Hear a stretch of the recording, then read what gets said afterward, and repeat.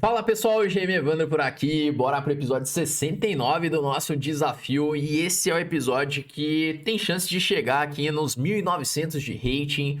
Bora lá começar o episódio de hoje. Pelo rate do meu adversário, eu acho que vamos ficar só na vontade aqui dos 1900, mas vai chegar bem pertinho se ganhar essa partida dele.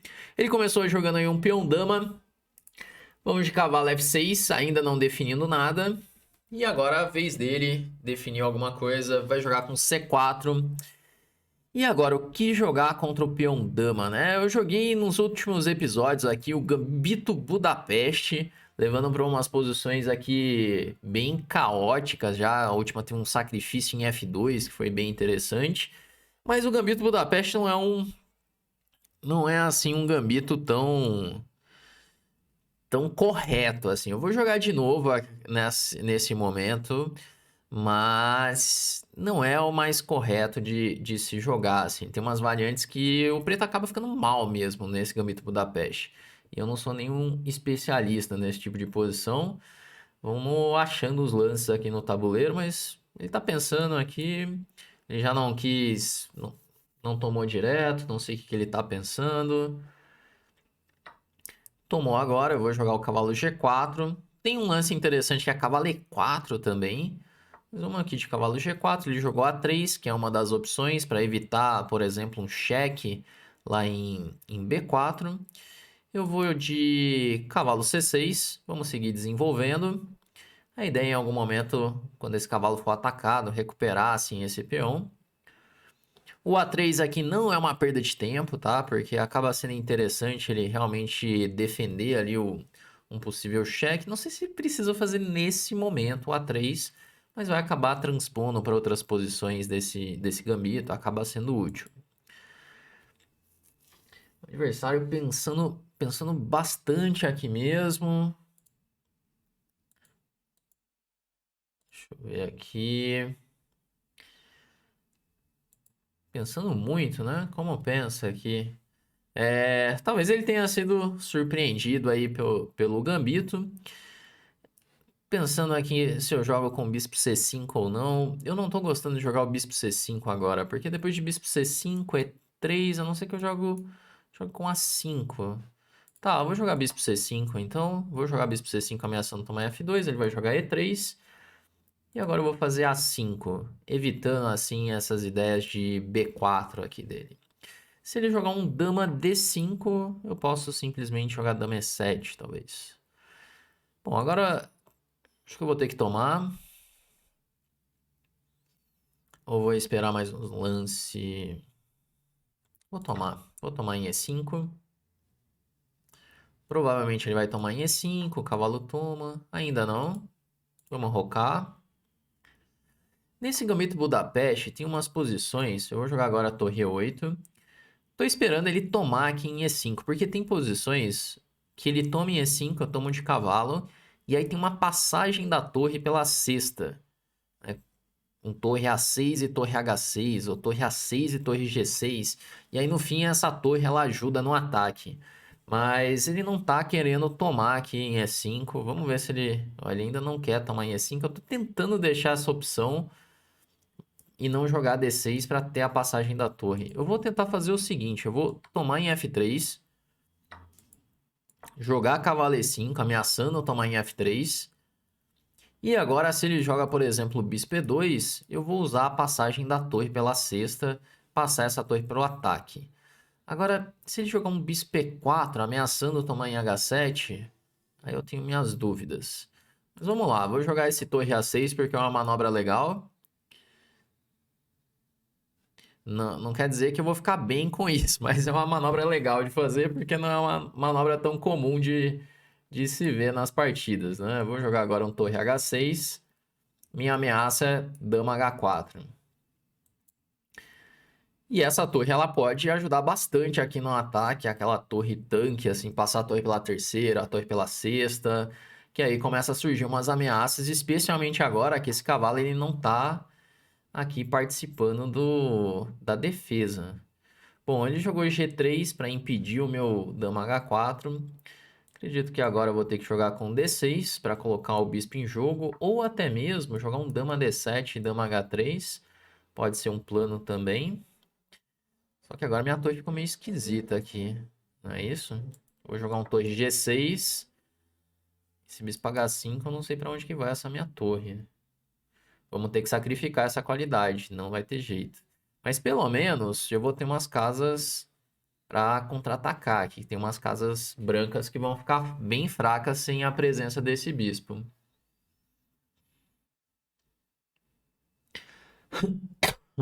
Por exemplo, vou jogar um bispo H3, tocando aí na torre de F1.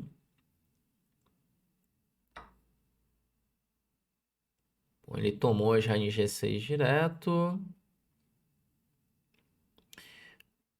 Toma de F. Eu não sei o quanto isso aqui pode ajudar. Enfraquece muito. Vamos tomar de H mesmo. Porque eu pensei em tomar de F com a ideia de repente jogar um torre F8, a torre ajudar no ataque. Mas eu sinto que em algum momento essa diagonal pode ser um problema. Aqui eu acho que ele já tem que devolver a qualidade, pra falar a verdade. Porque eu tenho um cavalo F3 cheque chegando, eu tenho um dama F6 chegando, dama F6, dama F3. Acho que já é o momento dele devolver. Ó, ele foi materialista aqui, eu acho, hein?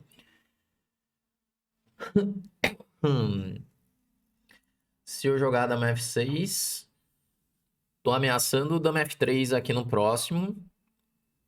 Ele não tem F4, o peão tá cravado, né?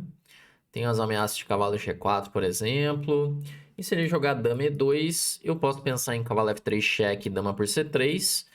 Ou em bispo G4 também, que já ganha. E aí ele tomou mate no fim das contas, porque agora eu vou jogar dama F3 e não tem como defender o mate aqui em G2. Vamos jogar dama F3.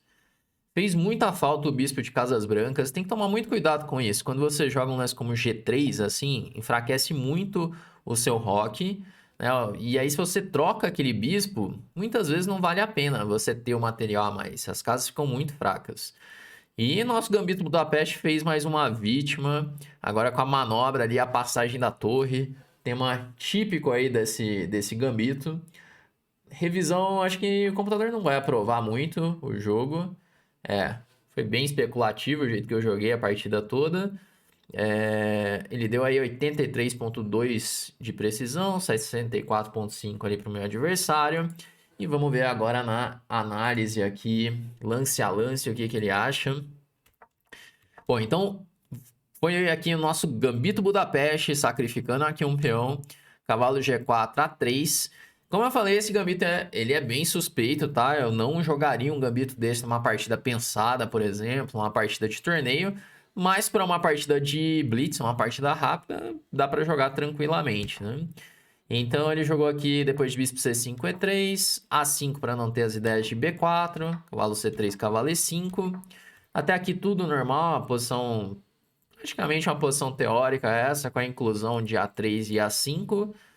Talvez seja uma posição teórica, deve ter partidas nessa posição. Ele jogou em um dama C2, e daí o computador fala para simplesmente jogar com D6.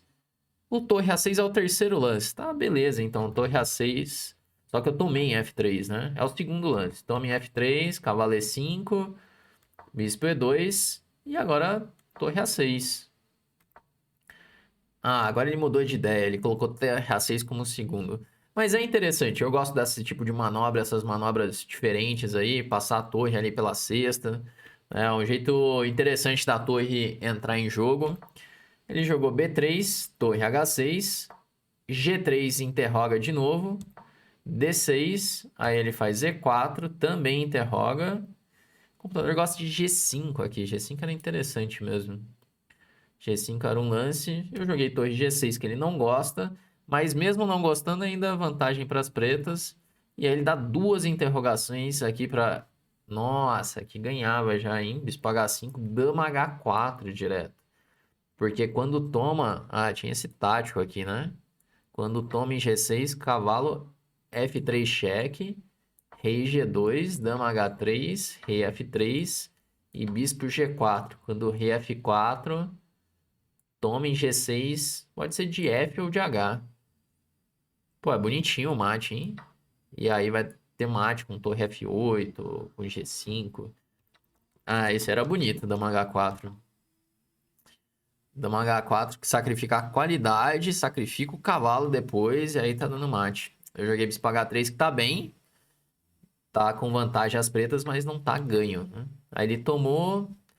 Ó, olha que interessante a posição. Que eu tenho uma qualidade a menos, mas o computador já dá vantagem decisiva para as pretas. Para ter ideia o quanto tá debilitada essas casas aqui. Então sempre que o bispo sai, as casas brancas aqui, porque ele jogou G3, essas casas ficam ainda mais fracas.